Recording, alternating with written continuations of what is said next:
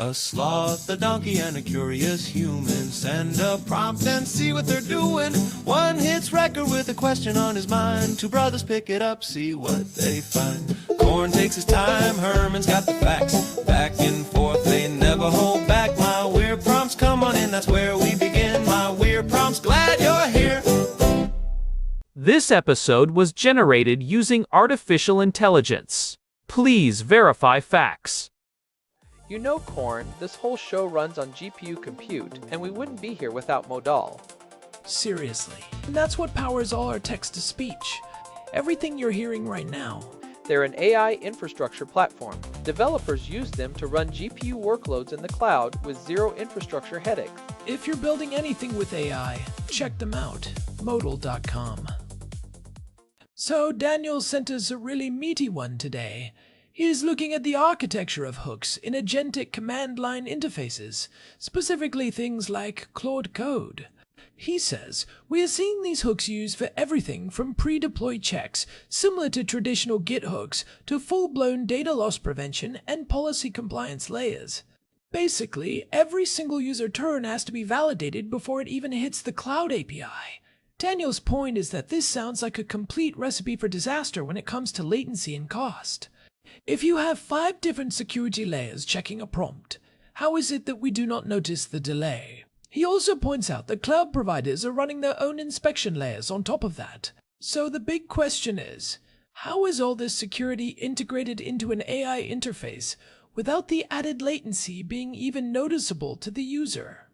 Herman Poppleberry here. This is a fantastic question because it hits on the invisible plumbing that makes modern AI feel like magic. You are right to be skeptical, Corn. If you did this the naive way where you send a prompt, wait for a regex check, then wait for a PII scanner, then wait for a policy model, then finally hit the LLM, it would be unusable. We are talking seconds of delay for every single interaction. But what we are seeing in tools like Claude Code or GitHub Copilot CLI is a masterclass in distributed systems engineering. They are not just stacking checks, they are interleaving them. It is funny you mention that because I always just assumed it was a single, very fast check. But Daniel is right, there are layers. You have the local machine checks, the corporate proxy checks, and then the provider safety filters. By the way, we should mention that today's episode is powered by Google Gemini 3 Flash. It is actually writing our script, which is a bit meta considering we are talking about how these models are governed by the very hooks we are discussing. It is perfectly meta. And to Daniel's point about not being noticeable, that is the engineering triumph. The goal in these Agentic CLIs is to stay under the 100 millisecond threshold. That is the point where humans perceive something as instant. If a security check takes 500 milliseconds, you feel the hiccup. If it takes 2 seconds, you lose your flow state. So, the question is, how do you run a multi-layer security stack in under 80 milliseconds? Well, before we get into the how, let us define what these hooks actually are. Because I think people hear hooks, and they think of a simple script that says, don't push to main. But in an agentic context, a hook is much more active, right?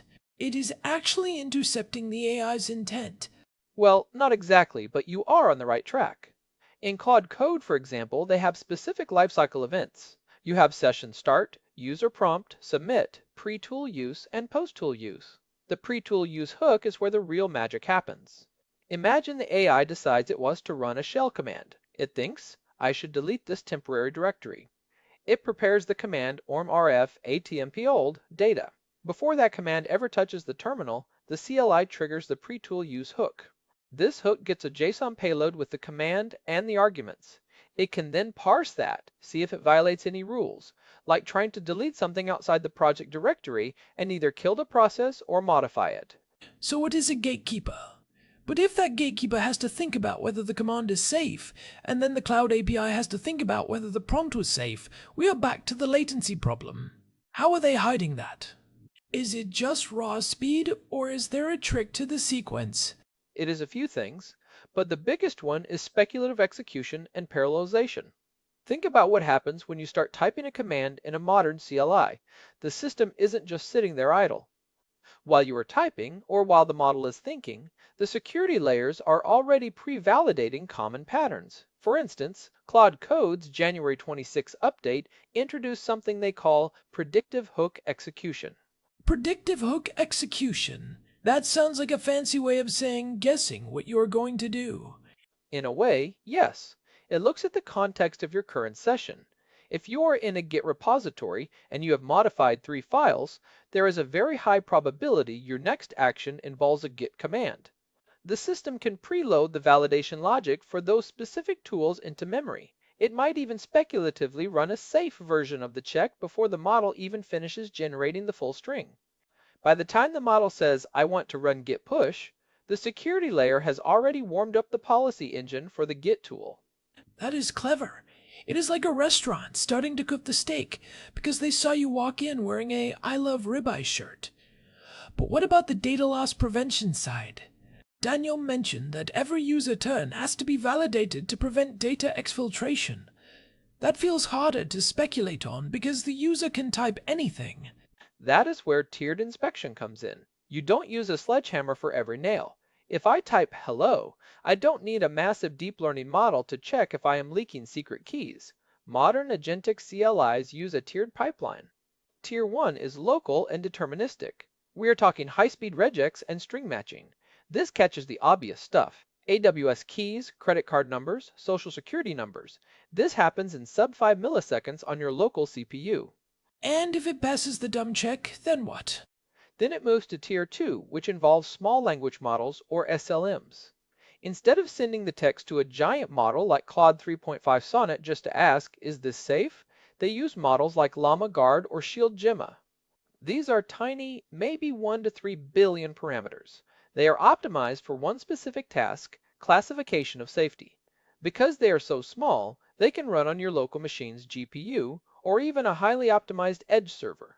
We are talking 20 to 30 milliseconds for a classification. Okay, so 5 milliseconds for regex, 30 milliseconds for a small model. We are still well under that 100 millisecond instant window. But then it still has to go to the cloud, right? This is where the invisible part gets really cool. While Tier 2 is running, the CLI can actually initiate the connection to the Cloud API. It doesn't wait for the safety check to finish before it starts the handshake. It opens the stream. As the safety check clears, it starts feeding the data. If the safety check suddenly returns a red alert halfway through, the CLI just kills the socket. The user never sees the delay because the network latency of opening the connection was happening in parallel with the local security check. I love that. It is basically permission seeking while already walking through the door. But let's talk about the provider side. Daniel mentioned that Anthropic or OpenAI are also running their own checks. Does that not add a whole second round of delay? It does, but they use a technique called streaming validation. You know how when you use an LLM, the text streams in word by word. Right. The typewriter effect. Well, the safety filters work the same way. They don't wait for the model to finish the whole paragraph. They monitor the chunks of tokens as they are generated. If the model starts generating something that looks like a malicious exploit, the safety filter sees those tokens in real time and snaps the connection. It is an early stop. The latency isn't added to the starts of the response, it is baked into the flow of the response. Since the model is already faster at generating text than most people can read, you don't notice that each chunk was delayed by 10 milliseconds for a safety check. So the latency budget, as Daniel calls it, is essentially distributed across the entire interaction. It is not one big wall, it is a series of tiny speed bumps that are so small your tires don't even feel them. Precisely. And what is interesting is how this affects the human in the loop dynamic. In the old days, like, 2 years ago, a CLI tool would stop and ask you, the AI wants to run RFDU. Allow? Ye in. That is a massive latency hit because it requires a human to move their hand to the keyboard and press a key. That takes seconds. The slowest component in any system is always the human. Always. So, by moving to these invisible deterministic hooks, we are actually reducing perceived latency. If I have a well-written hook that I trust to prevent accidental deletions, I can set the agent to auto-approve safe commands.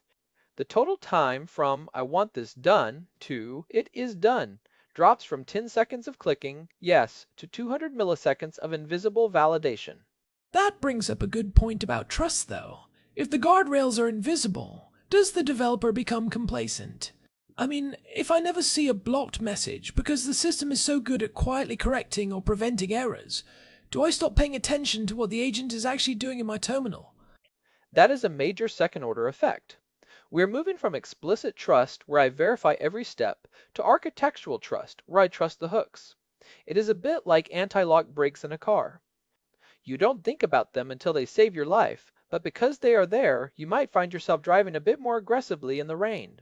I can see the complacency bug becoming a real issue in dev teams. Oh, the Claude Code hooks will catch it if I do something stupid. But hooks are only as good as the person who wrote them. If your 8 Claude Code config.json doesn't include a check for, say, exfiltrating data via, say, curl to a specific endpoint, the invisible guardrail isn't going to save you.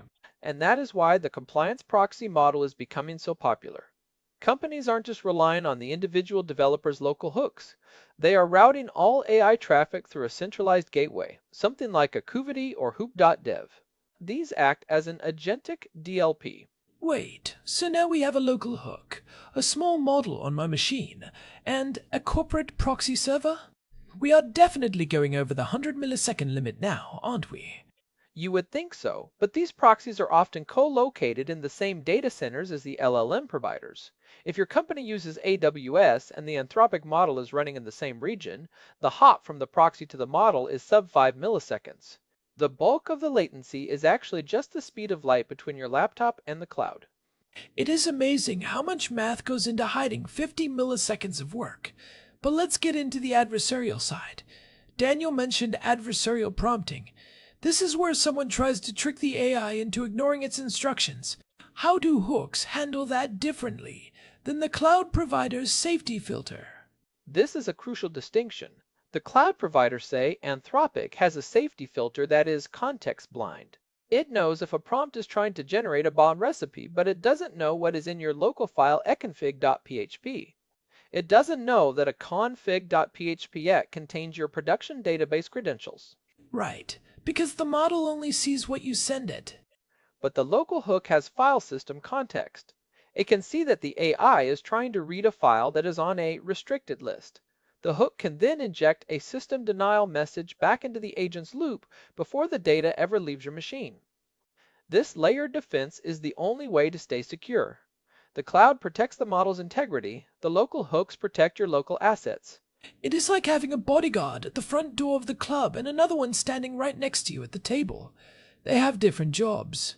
And they talk to each other, or rather, the architecture allows them to complement each other. One of the most interesting things I have seen is just-in-time policy engines. GitHub's Copilot CLI uses this.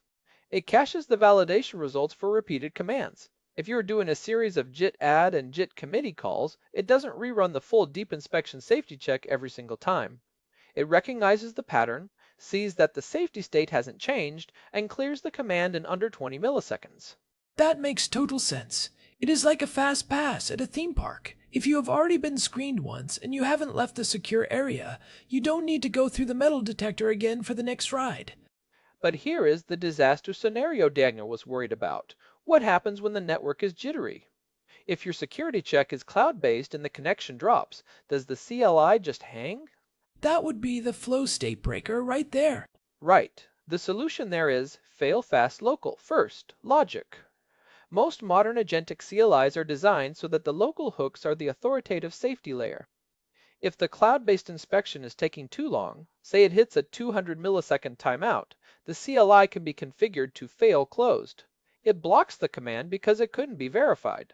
While that adds latency in a failure state, it preserves the snappiness in the 99% of cases where the network is fine. I think people underestimate how much of AI performance is actually just clever caching and timeout management. It is less about making the AI faster and more about making the waiting feel productive, like those thinking indicators. Oh, the thinking spinner is the greatest latency hiding tool ever invented. If the UI shows me a little animation of a brain pulsing, I am willing to wait 3 seconds. If the terminal just sits there with a blinking cursor, I think it is broken after 500 milliseconds. It is psychological latency versus technical latency. But back to the technical side. I want to talk about these small language models for guardrails. You mentioned ShieldGemma and LlamaGuard. Are these actually effective? Or are they just security theater? They are surprisingly effective for specific categories. If you want to detect jailbreak attempts, those weird prompts where people say ignore all previous instructions and act as a pirate who loves stealing passwords, an SLM is actually better at catching those than a big model sometimes. Why is that? Because a big model is trained to be helpful and follow instructions. It might accidentally follow the jailbreak instruction because that is its core nature. A guardrail model is trained only to recognize the shape of a jailbreak. It is a binary classifier. It is not trying to be your friend, it is just a bouncer. And because it is small, you can run it in a streaming fashion. So let's look at the practical side for a second. If I'm a developer and I want to build my own agentic tool, how should I approach this invisible guardrail problem? Because I don't have the engineering budget of Anthropic to build predictive hook execution. You don't need it. The first takeaway for any tool builder is tier your validation. Start with the dumb stuff. Use a library like Secret Scanner or just a well-maintained list of regex patterns. Run those locally, synchronously, before you even hit the network. That catches 80% of the risk for zero cost and sub-millisecond latency. Okay, Tier 1 is regex. What is Tier 2 for the rest of us? Tier 2 is using an open source guardrail framework. Look at something like Guardrails AI or NVIDIA's Nemo guardrails. These tools have already done the hard work of figuring out how to parallelize the checks. They allow you to define rails in a simple configuration file, like don't let the model talk about internal project names, and the framework handles the streaming validation for you. And what about the cost? Daniel mentioned cost as a potential disaster. If every turn in a conversation involves 3 different model calls, doesn't that triple your API bill? If you use GPT-4 to check GPT-4, yes, your bill will be astronomical. But the cost of running an SLM locally or on a small instance is negligible. We are talking fractions of a cent per thousand calls. The cost disaster only happens if you are lazy with your architecture. If you use the right tool for the right tier, the security overhead is probably less than 5% of your total compute cost. That is an important point. Security is a tax, but in the AI world it is more like a microtransaction that adds up to a very small amount if you are smart about it. There is also the caching aspect of cost. If the security layer sees a prompt it has already validated in the last hour, it can serve the safe result from a local cache. This is huge for developers who are often iterating on the same piece of code. If I am asking the AI to fix the CSS in this file over and over, the security check for, is this file sensitive, only needs to happen once. I wonder where this goes next. If we had these invisible hooks that are getting faster and faster, do we eventually reach a point where the guardrails are predictive in a much deeper way? Like, the system knows my intent before I even finish the sentence. That is the next frontier.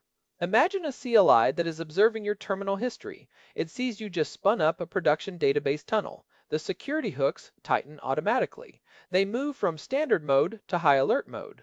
The latency might go up by 10 milliseconds because it is running more intensive checks, but it only does that when the risk context is high. That is smart. Context-aware latency. If I'm just playing around in a sandbox, give me maximum speed. If I'm in the prod environment, I'm okay with a tiny bit of extra thinking time if it keeps me from getting fired. And that is why the Agentic CLI is such a different beast than a web-based chat box. The CLI has access to your 10VT variables, your shell history, your TJIT status. It can make much more informed decisions about what is safe than a website can. It feels like we are moving toward a world where the CLI is less of a tool and more of a secure operating environment for AI. That is exactly what it is. It is a harness. We talked about this in a previous episode, the idea of the AI harness. The hooks are the straps of that harness. They keep the power of the model focused in one direction and prevent it from kicking you in the face. A very nerdy donkey-related analogy there, Herman. I like it. Guilty as charged. But honestly, the engineering behind this is what excites me. It is a reminder that performance isn't just about raw flops or gigahertz. It is about how you orchestrate the flow of data. The fact that we can run 5 layers of security and still feel like the AI is instant is a testament to how far distributed systems have come. I think the big takeaway for me is that latency is often just unmanaged serial processing. If you can break a task into parallel chunks and hide the slow parts behind the fast parts, you can do an incredible amount of work in the blink of an eye. And for the developers listening, don't be afraid of adding security layers. Just be afraid of adding asynchronous security layers. If you can make your hooks asynchronous, or if you can use streaming validation, you can build a tool that is both bulletproof and snappy. It is the illusion of speed backed by the reality of security. Well put. I think we have covered the how and the why pretty thoroughly. Daniel, I hope that answers your concern about the latency disaster. It is only a disaster if you build it like it is 1999. In 2026, we have the tools to make security invisible. I am still just impressed that the thinking spinner works so well on me. Every time I see that little pulse and I'm like, yeah, take your time, buddy. Do a good job. It is the elevator close button of the AI era. It might not even be doing anything, but it makes you feel better. Oh, it is definitely doing something. It is running 3 regexes and a small language model while the Cloud API warms up. True, it is a very busy little spinner. All right, I think that is a good place to wrap this one up. We've looked at the hooks, the tiers, and the speculative magic that keeps our agentic CLIs from being a laggy mess. It is a fascinating space. And as these agents get more autonomous, moving from CLIs to background workers, these hooks are going to be the only thing standing between a productive workday and a massive data breach. No pressure, hook developers. No pressure at all.